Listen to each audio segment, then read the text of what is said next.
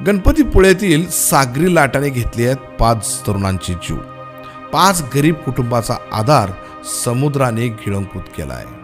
मंदिरात जाऊन गणपतीचे दर्शन घेतले आणि समुद्राचा आनंद घेण्यासाठी हे 5ही तरुण पाण्यात उतरले आणि मोठ्या लाटाने त्यांना खोल पाण्यात ओढले. एका क्षणात 5 जणांचा जीव गेला आहे, तर एका तरुणाला वाचवण्यात जीवरक्षक दलाला यश आलंय. हे 5ही तरुण पैठण तालुक्यातील बिडकीन गावचे रहिवासी आहेत. या घटनेमुळे संपूर्ण गावात शोककळा पसरली आहे. बिडकीनमधील 19 तरुणांचा ग्रुप सुट्टीचा आनंद घेण्यासाठी कोकण सहलीला गेला होता. शुक्रवारी रात्री हे सर्वजण गणपतीपुळे येथे मुक्कामी आले होते, तर काल सकाळी आंघोळ नाश्ता करून गणपती मंदिरात दर्शनाला गेले. त्यानंतर सकाळी 10 वाजता समुद्र किनाऱ्यावर पोहोचले. अनेक तरुण समुद्रामध्ये लाटांचा आनंद घेण्यासाठी समुद्रात उतरले, मात्र काही क्षणातच मोठ्या लाटा सुरू झाल्या. मात्र या तरुणांना या लाटांचा अंदाज आला नसल्याने यातील 6 जण खोल पाण्यात ओढले गेले. आपले मित्र बुडतायत हे लक्षात आल्याने सगळ्यांनी मदतीसाठी आवाज दिले. त्यामुळे जीवरक्षक दलाच्या तरुणांनी लगेच पाण्यात जात एकाचा जीव वाचवला, मात्र 5 जण खोल पाण्यात गेले. रात्री उशिरापर्यंत यांचे मृतदेह मिळाले नव्हते.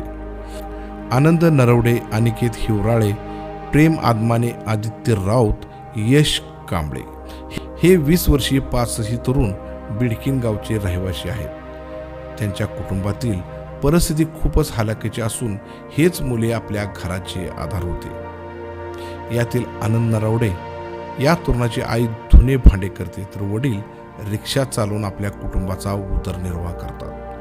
तर आनंद हिवराळे हा आई वडिलांना एकुलता एक असून हाच आनंद एका मोबाईल दुकानात काम करून आई वडिलांचा सांभाळ करत होता. त्यानंतर प्रेम आदमाने हा देखील आई वडिलांना एकुलता एक होता. तो आईसोबत एका कंपनीत कामाला जात होता, तर त्याला रील्स बनवायची खूप आवड होती. आदित्य राऊत हा देखील एकुलता एक होता, तर आई शिवणकाम करून कुटुंब चालवत होती. तर आदित्य हा देखील मिळेल ते काम करून घरामध्ये हातभार लावत होता.